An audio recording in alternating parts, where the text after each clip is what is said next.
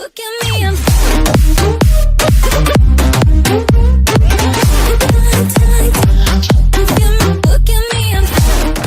Paradise Island, Bahamas AP Purdue kept knocking down shots three-pointer after three-pointer, with mid-range jumpers thrown in on the way to a lopsided win that allowed the 18th-ranked Boilermakers to close the battle for Atlantis on a positive note.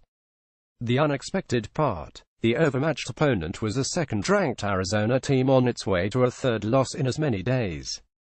Dakota Mathias scored 24 points to help the Boilermakers roll past the Wildcats' 8,964 in Friday night's seventh-place game, sending a Final Four favorite home with a winless showing in the Bahamas. "I would have predicted we would come down here and finish 0-3, Arizona coach Sean Miller said. That wasn't the goal. But nothing's ever as bad as it seems. And certainly we probably weren't nearly as good as everybody thought we were before we traveled down here." This is the first three-game losing streak for Arizona since February 2010 during Miller's first season in Tucson. The Boilermakers 52 had struggled with the shooting through two tournament losses of their own, but shot 57% and made 11 of 22 three-point attempts in a breakless performance. "It's a fun game, but you're out there to win, regardless of when you're playing and what you're playing for," Mathias said. "We had a great opportunity.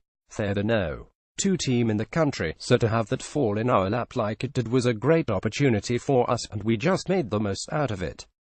Carson Edwards added 22 points in what could have been a possible title game matchup in the 8-team tournament. Instead, the Boilermakers and Wildcats found themselves playing the final game just to salvage a win. Now, shockingly, Arizona 33 is the lone team leaving the Bahamas with an 0-3 tournament record. Perhaps even more surprisingly, the Wildcats weren't competitive, trailing 5,033 at halftime and by as many as 28 points. They also didn't get closer than a dozen points after halftime.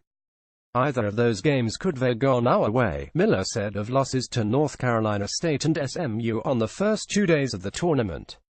"Tonight we were outmatched. They were the better team. It felt that way early, it felt that way throughout. They're an excellent team, well coached. And the way they move the ball when they're making shots, they can beat anybody in the country. Tonight they were ready to go." Freshman DeAndre Ayton had 22 points before fouling out for the Wildcats, while junior Alonzo Trier, who came in averaging 27.8 points, finished with just 8 on 3 for 10 shooting. Big picture, Arizona Paradise turned into a total nightmare for Arizona. There was the opening game 9,084 loss to NC State that left Miller frustrated by his team's poor defense. Then there was the loss to SMU, in which the Wildcats undercut any defensive gains by failing to secure stop-ensuring rebounds while committing 20 turnovers. This time, his team offered meager defensive resistance to a hot shooting team that quickly gained confidence with each possession. And that raises the question: how far will the Wildcats fall in Monday's AP Top 25? Or will they stay in the rankings at all? For now, Ayton said, the team had to just take care of the gaps that were missing this week. Purdue, the Boilermakers couldn't hold leads in the first-round overtime loss to Tennessee, then got out-toughed in a loss to Western Kentucky. Still, Mathias had insisted there was plenty to play for. His team came out and proved it, playing with a free-flowing confidence while knocking down open look after open look to reboot the suddenly sputtering offense. Purdue shot just 39% from the field and 33% from behind the arc in the first 2 tournament games, but had no trouble tearing through Arizona's defense. HAARMS help Matt Harms had 6 points, 4 rebounds and 5 blocks in 20 minutes off the bench for Purdue, providing a first-half infusion of energy in battling with Ayton inside. "I've never backed down from players like that," he said, adding, "I've just been taught whoever you're playing against, you respect them but you don't fear them." He said, I don't think it answers what happened in the other 2 games. The other 2 games we didn't make shots. You have to be able to win versus good people when the ball doesn't go in." Purdue coach Matt Painter on his team's Atlantis showing. Up next, Arizona, the Wildcats host Long Beach State on Wednesday. Purdue, the Boilermakers host No. 19 Louisville in the AC Big Ten Challenge on Tuesday.